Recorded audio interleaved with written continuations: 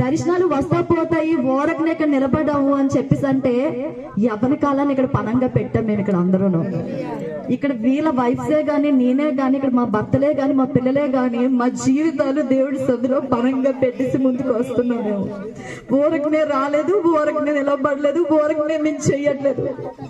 ఒక మంట కలిగి మేము చేస్తున్నాం. ఆయన రాజ్యాన్ని కట్టాలని ఒక మంట.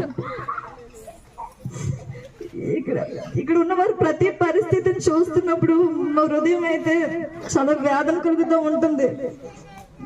ఒక సమయం కూడా తీరిక లేకుండా ప్రభా పరుగులు పెడుతున్నారు అన్నప్పుడు నేను ప్రార్థన చేస్తా ఉన్నా. ఉపవాస ప్రార్థన మేము చేస్తుంటే ఆయన సిలువ కాసి చూస్తున్నప్పుడు నాకు అనిపించింది, మాది ఒక ప్రయాసైన ప్రభా నీ ముందర నిలబడినప్పుడు అంత ప్రయాసం ఉంది, మేము పడుతుంది ఒక ప్రయాసైనా అసలు అనిపించింది. ఇంకా కొంచెం రోజుకి ఎక్కువ గంటలు